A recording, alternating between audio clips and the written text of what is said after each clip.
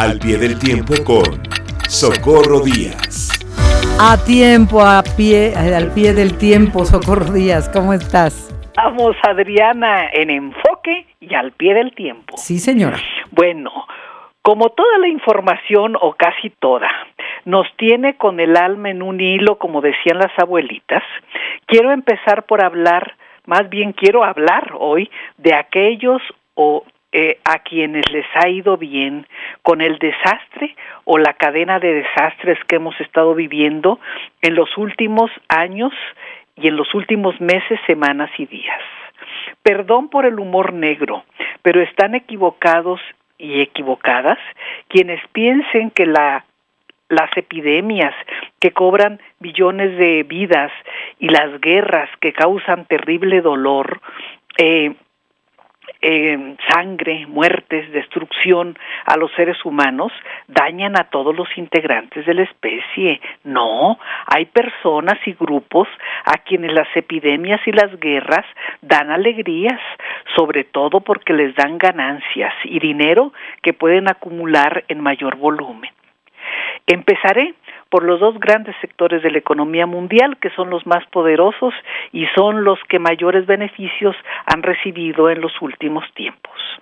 La semana pasada, en el periódico El Economista y bajo la firma de Sebastián Díaz Mora, se publicó una nota informativa acerca de las grandes ganancias que el inicio de la guerra de Hamás contra Israel y viceversa produjo para las mayores empresas del complejo militar industrial, fabricantes de armas para todas las ocasiones y necesidades, porque venden armas de alto poder para los ejércitos y los gobiernos, y también pistolas, ametralladoras y bombas para los terroristas y delincuentes que integran las bandas del crimen organizado o desorganizado. Las acciones de las empresas armamentistas más grandes del mundo repuntaron hasta el 10% en la Bolsa de Valores de Nueva York. Y en una semana ganaron en Wall Street, te voy a decir los datos, en menos de una semana. Sí. La empresa Northrop Grumman ganó $6,336 millones. Wow. Lockheed Martin ganó $8,555 millones y General Dynamics subió su valor en $4,568 millones. Qué gusto. Las tres fabrican desde buques de guerra hasta aviones y carros de combate y misiles.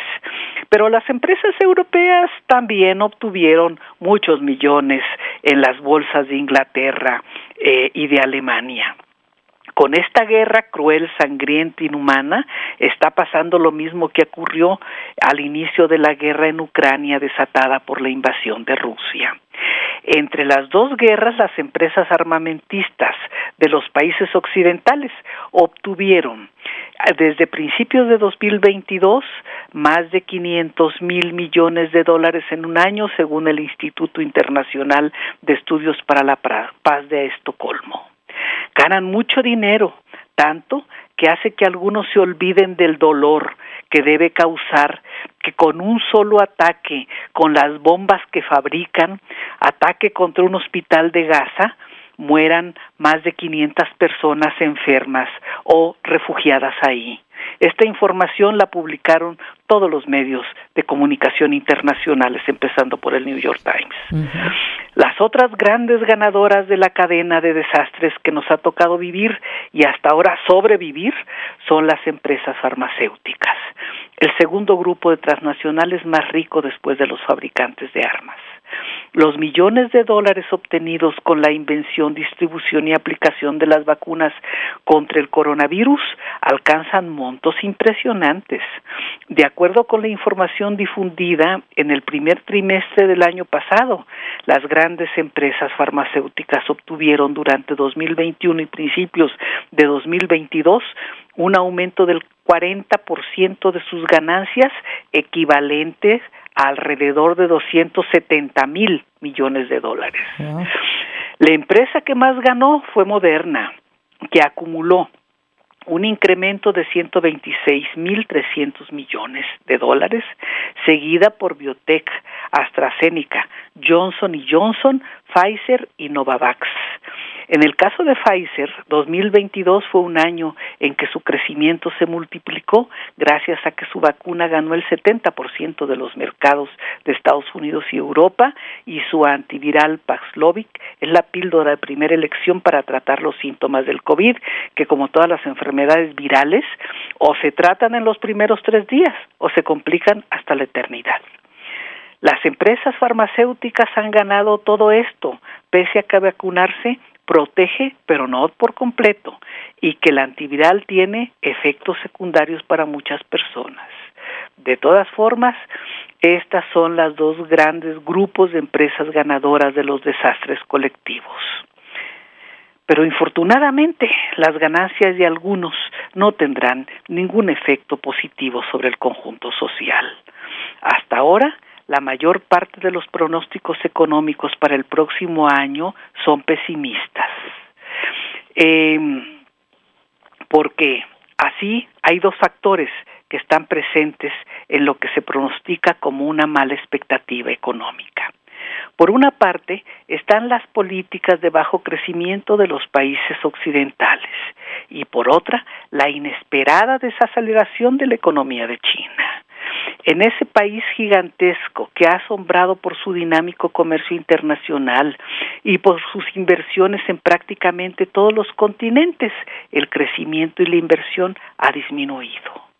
Y esto se refleja y se reflejará no solo en la cantidad de chinos haciendo turismo por el mundo y comprando bienes y propiedades inmobiliarias, sino en las compras de productos básicos que China hace a muchos países, empezando por los latinoamericanos, o sea, los latinoamericanos entre ellos. Quizá por eso la CEPAL publicó, que es la Comisión Económica para América Latina, publicó el mes pasado un informe en el que sostiene que los países del subcontinente crecerán menos que en 2023, y eso se reflejará en la producción agrícola y ganadera por el cambio climático y en el crecimiento del empleo, que bajará del 1.9 de este año al 1.1 pronosticado para 2024. Así pues, contra todo buen deseo, en esta cadena de crisis, solo muy pocos salen ganando. Y también quizá esto explica, por ejemplo, que la constructora de automóviles eléctricos, Tesla, haya avisado que se cancela su proyecto en Nuevo León hasta nuevo plazo no establecido. Los que salen ganando entonces solo son los fabricantes de armas, que como todas matan, y de medicamentos que a veces generan falsas esperanzas. Así está el panorama, Adriana, sí, que quisiéramos fuera mejor. Sí, claro, pero qué tristeza, ¿no? Todo lo que nos dices de las grandes ganancias de fabricadores, fábricas de armas, y es un gran negocio. Activa la economía, pero mira de qué manera. Pues para matar. Uh-huh. Activa la economía para matar. Para matar, sí.